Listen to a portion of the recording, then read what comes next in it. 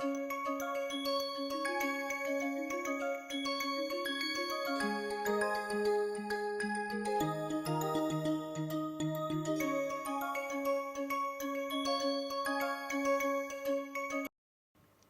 learners and students, welcome to third session of fifth week on the subject of data management and data architecture for AI innovation. It is a very important area for success of Industry 4.0 implementation. As you know, we started this week by introduction of McKinsey framework for digital infrastructure industry 4.0. One by one, we are trying to discuss each layer of that infrastructure. And this is the third layer which we are going to discuss today. This is the reference architecture which we are discussing in this week. Last week we discussed application layer and APIs service platform. And now today we will discuss about data management and integration. I like to start today's session by sharing that how Government of India, our country, is using data as assets. As you know that our Government of India has taken this initiative few years back, capturing or collecting or aggregating data from different ministries, different domain, and making available for the general public and for the target audience this data. What is this data? Let us spend some time browsing this website of Government of India that will give you a headway to understand this subject little better. This is the front page which I am showing you over here, but soon we will try to access this site and we'll explore some of the areas of this site. This is another page of the same site, and let us go to the main site. So we are right now on the Government of India's data governance site, and as we go along, first I like to show a glimpse of this site, then we will come back and try to analyze that what this site is all about. So let us go one by one. Let us see first the catalog, what all we can get on this site. You can see on the left hand bar there is a domain which is a very exhaustive domain of state-wise, Punjab government data, Tamil Nadu government data, Odisha government data, like that. In the catalog, next is sector-wise data. Civil, you will find different sectors are over here. Let us try to explore one sector of agriculture produce.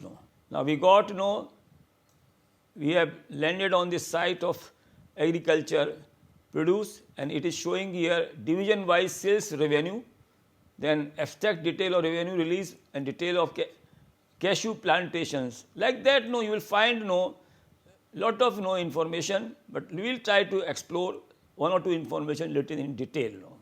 And you will see here how many this kind of data is available. Let us go and see this site. I click on the data. You see the division wise. Now it is showing us some bifurcation and some of the reports it is showing over here. If you are interested to see these reports, you can click and see here.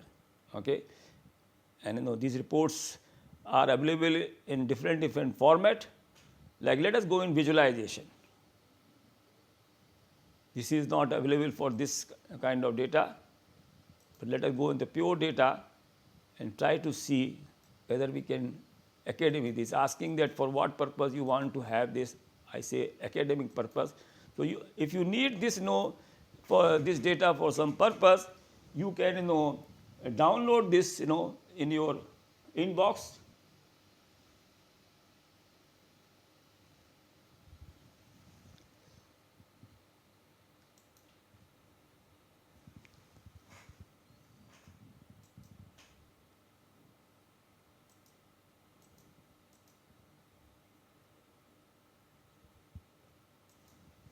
Is asking my detail.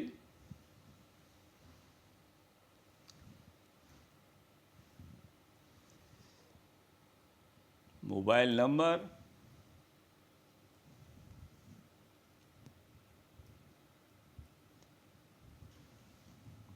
and then my email ID.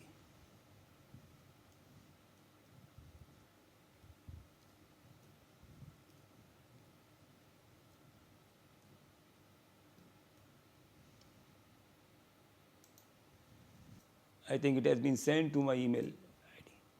Let us explore some other visualizations. Let us explore some ministry data or Niti Aayog data.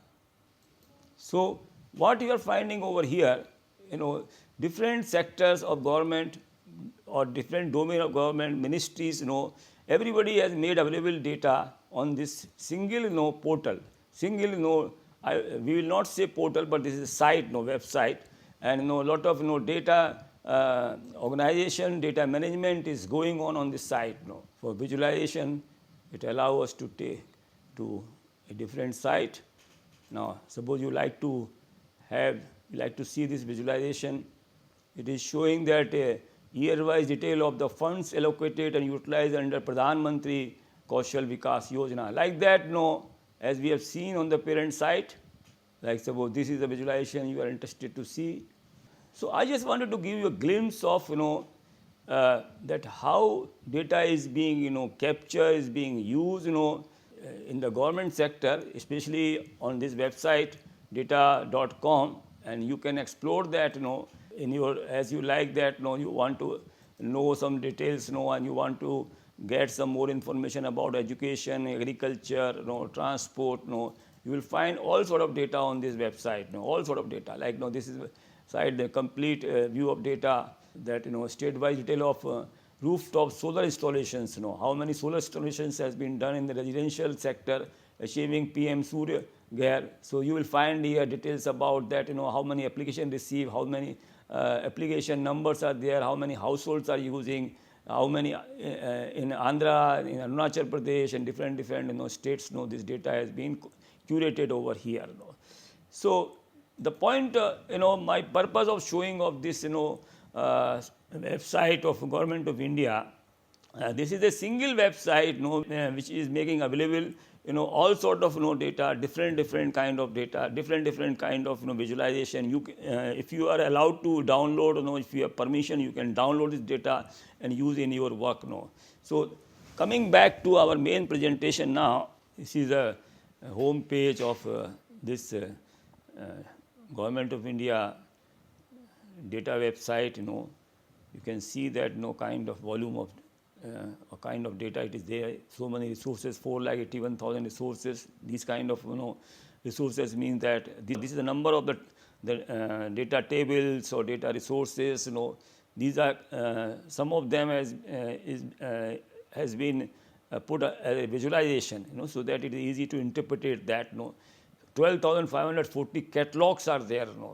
Like, suppose you are working in a education sector, and you want to know that in education sector, what is the job employment percentage in different sectors. You may find a catalog over here, and you can browse that information. So like that, this is a way companies are using data for the enterprise benefits. Main presentation, data has become one of the characteristic of data is that every year the growth of data is double, triple like that. Every second, this slide which I have taken from World Economic Forum, every second you will find that kind of data growth for these kind of applications, Netflix, Instagram, then email, 197 emails are being sent, 197 million emails are being sent every second as per this record, this report of the World Economic Forum. So the management of data become one of the very important ask in the industry looking. So before we go on the management strategies, data management strategy, let us understand that characteristic of the data. So this slide shows that that how data is being used and if we like to use the data, what all we require that? We name the name and description of data. Suppose there is a figure called 1009. 1009 can be a figure of the sales, 1009 can be a figure of the inventory, 1009 may be a figure of the how many kilometers a vehicle has traveled. So, like that, no, the number does not matter. Now, what is the name, what is the characteristic, no, what is the description, that matters. No. So, to know the data, we should know all these details. No. This is the part of called metadata. This is a part of the metadata. No. Like we have a unique address of our home. Every data is also should have the unique representation. No, unique representation. It is a business context. What is the business context of this data? The same example I can say that the same number 1009 can be for a sales, 1009 can be for some other purpose. In its data context in given applications, suppose you are using this data in an application, in a software application. So, what is the significance of this data? What is the significance of this? Like we have seen that data, government data, that that data can be I was trying to download a document data document which is having data of agriculture. Where you are going to use that, in which application you are going to use that, that is what is the application context. Then we have how you are going to monetize that, how you are going to get benefit out of this data. That is also something which we have to use, or we have to explore that.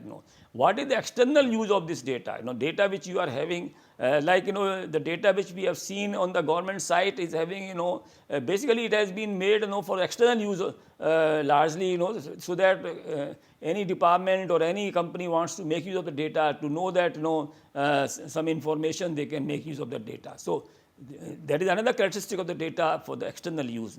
Then data is being used as a use cases. That is also one of the things which we have learned in the previous sessions. The data is one of the building block of the use cases. And who own and who can maintain this data? This is also very important aspect, and that that we will be dealing when we discuss about the data privacy and protection policy of Government of India released in 2023. That who owns and maintain this data.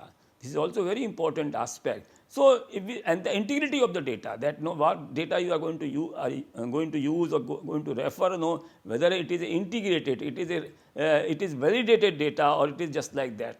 So, when you deal with the data, whole sort of these kind of questions arises.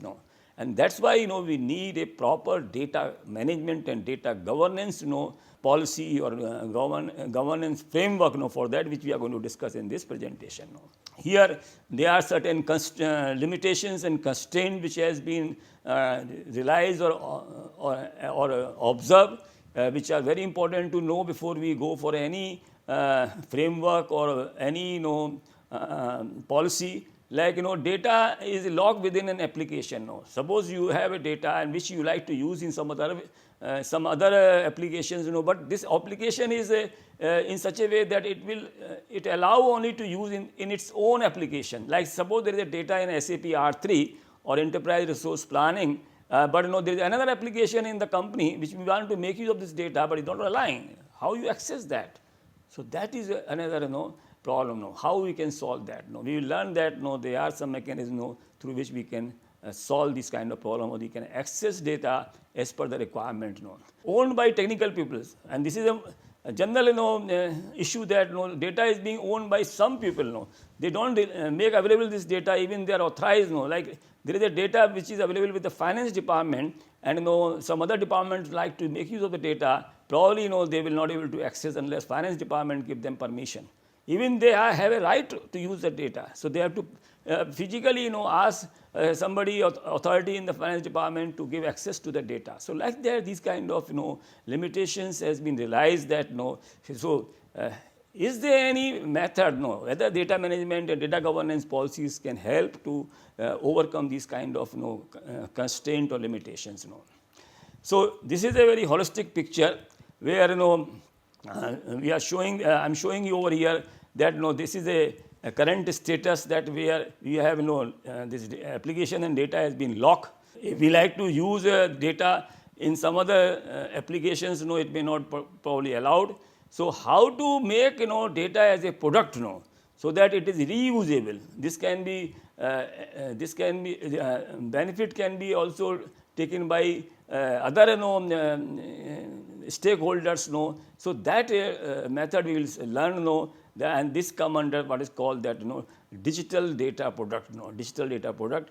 And in the next session beginning, I am going to discuss about that. Before that, I have to discuss some other important areas. This is a data life cycle.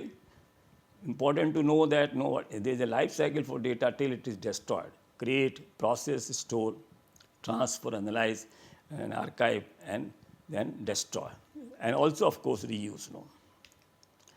This is a very important slide which give us that the three journey milestones for any data. We call it journey of data. I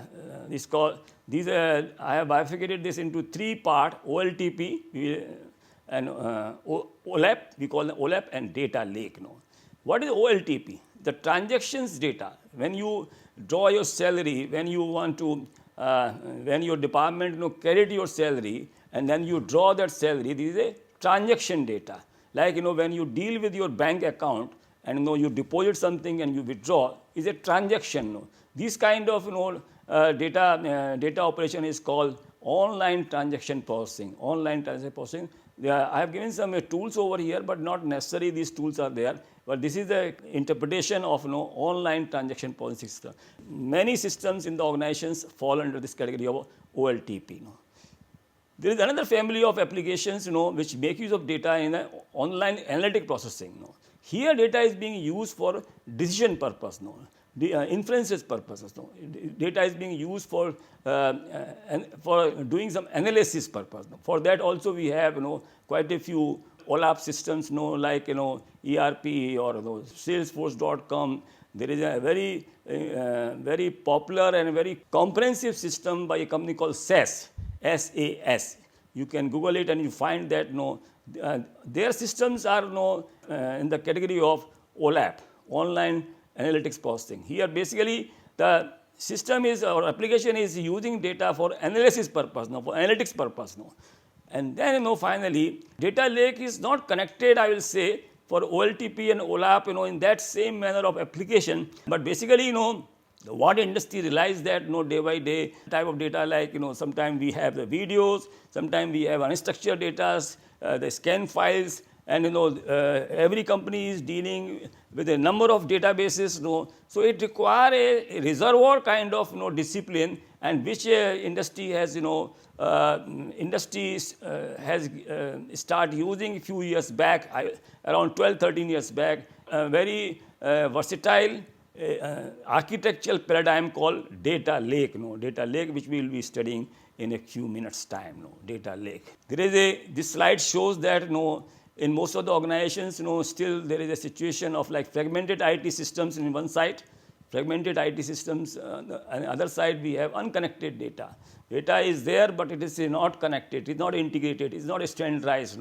So this is also one of the important area of in every organization, that we should have collaborative, integrated approach, which we have learned when we discuss the API platform approach, through which we can integrate all systems of in a company or outside company. And similarly we have the opportunities to connect the data using different mechanisms, which we will be learning now. Now, what is data management? Data management refers to the process of organizing, storing, maintaining, and protecting data throughout its life cycle, making it accessible to various users in the form and timeline they use.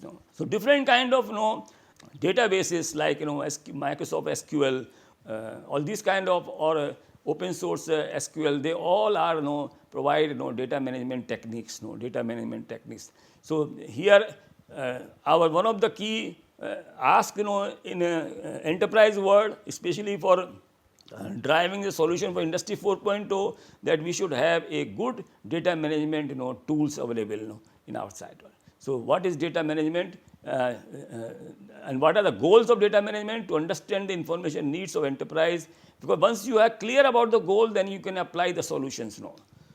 And what is data governance? So data governance sit over the data management. Core function of data management interact with the influence each of surrounding 10 data. So like that, and then let us see that these are some frameworks of data governance. I'm showing you here a framework developed by PwC. You can see it has 4 layers. One is the data management layer. There is another data governance layer. Then in the third layer is data governance stewards. Who is the owner of that data? Who is managing? How this is being managed? Metadata or master data. MDM is the master data management. So these called the stewards. These are called the stewards of the data. So if you like to know the governance strategy for the data, this slide give the 4 layers of governance. This is a framework which is being largely used in the industry. We call it DMBOK framework. There is a very important book under the title of DAMA. Those who are interested to know to get the in-depth knowledge about data governance, this is a worth reading book, DAMA. So this slide shows that different aspect of data management and data governance framework. You can see the data architecture one side, then data quality management, metadata management, data warehousing, document content management, data integration, integrity, and then data security. So these are subjects itself, is a complete subject. So if you are venturing out in a data governance, one has to know about all these entities. So suppose we want to make a policy of data governance, then we should also have to make a policy of data quality management. Data architecture, what is the data architecture of our data? What kind of metadata we are dealing with? So this is all a kind of information, or all kind of systems are required to have a good data governance platform. So if company, like what is the data security? So that is all these considerations come into the forefront when you want to set a data governance policy. So this is another slide which shows that the life cycle of data management. First we create here data profiling. We go to the data catalog, and then we do the quality check, data quality check, whether this data is verified, is there any integrity doubt, or there is any duplicacy in the data. There are different kind of quality checks we provide. Then we create a master data management system. So master data management is one of the important asks. MDM is one of the important asks in any enterprise, that once your company is having a data management policy, you have to have master data management policy at place. So and these things are required to do the master data management, data catalog, data profiling, and data quality. Some of the slides I have already talked about earlier. There are issues in data management. These are the issues like one of the important issues is the data security. Data security, which we will be dealing in the next slide, next session. Then regulatory and compliances. Government of India has come out a compliance structure for data. That which kind of data, because many companies are having in this problem of data stealing, or data stealing. So that is how you comply with that, whether the customer data can be shared, or whether you can archive the customer data. All these issues are regulatory compliances, which has to be also part of the data management. This is a very important slide, which I like to discuss in depth. When this data scenario was emerging few years back, and industry start realizing that data has become a very important aspect. So Michael Porter and James Appelman has come out with a seminal paper in the Harvard Business Review, and it's published in October 2015 issue of the Harvard Business Review, HBR, and it deals with that architecture, that in future or how data is being generated, how data is being flowed to a data lake, and what are the different purpose of data lake. Like one of the purpose of data lake is that to provide a structure and platform for the analytics. And those are being used for the benefit of the stakeholders, business, etc.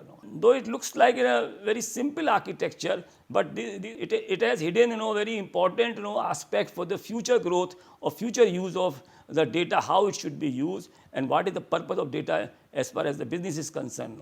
Now, I want to discuss about this reference architecture for AI innovation. This is a very well defined architecture which McKinsey has published in the article Breaking Through Data Architecture Gridlocks to Scale AI. Because today AI context in the industry is very important. How to make data AI ready, what consideration we should have. So this is a layer architecture, right? It starts from system of record, which we have already discussed in the previous session. Ingestion is whether we are using data in the batch mode or whether we are doing using data in exoteric mode, that is a real-time basis. What is the ultimate objective of data for the business? Analytics, or what kind of, whether you like to use data as a raw. So I have shown here this in the these layers into 5 slides. So this is a bottom layer where data is being captured as a core processing system, and external data is coming the way it has been shown in that slide of the which we have seen here. This is a slide that how the data was coming from these sources, external sources, smart connected products and enterprise systems. These are 3 main sources of the data. Then unstructured data, which is coming from the social media, which is coming from your homegrown systems, is called unstructured data. So system on record, that is the bottom layer. These are the building blocks of your bottom layer, system of record, source of data. Then data flow. Data can flow in the real-time basis or in the batch mode, real-time basis. So this is like data which we get when we are using Google Map. It is coming on real-time basis because your location keeps changing every moment. So it's a real-time data. You are that time interacting with the Google system, Google Map system on the real-time basis. It's a real-time streaming is going on. Like I am speaking right now, and you will be, if this video is has been on the Zoom, this talk is on the Zoom, it will be real-time streaming, not the recorded video. So this is an important aspect, that how the data is flowing, whether in a real-time basis or in the batch mode. Batch mode, data is being processed, in the batches. You will not get the impact immediately, maybe after a few minutes or after 1 hour, or maybe after a few more hours, after a few hours. So this is a third layer, which really give us that the use of data, for what purpose you are capturing this data in the data lake, whether you want to use as a raw data or you want to use as a curated data in tables, or you want to use for analytics purpose. So this is another layer of our architecture. Then it becomes very important that when you want to access this data in different applications, business applications, then API management, which we have learned in the previous session, is becoming very important. API layer, API management system, API platform as a service. So this is also very important. So I thought, these are the processes, which are important for the AI when you want to use data for AI, data ops and ML ops. Those who are guys who are developing ML models or AI algorithms, they must be well aware of these concept of data ops and ML ops. So data is being used, for in this, applications, AI applications. These are some of the use cases. You can go through. They are self-explanatory. So friends, I have come to the end of this session, sharing with you some of the tools, important tools of data integration. This is a list of the tools. Not the name of the vendors, but these kind of tools are required when you want to use a data in the integration manner. Like you want to use data in the data warehouses, then you need ETL tools. You want to use data for your data management or data governance, you need data catalog tools. So you have some quite a few data governance tools. You can Google it and find out that which are the major companies providing that governance tools. So there are master data management tools are available. So one should be aware of this fact that for data management we may need time to time data integration tools, and there is a good number of tools available in the market or in the open source libraries, GitHub kind of things. Thank you very much. We have come to the end of this presentation.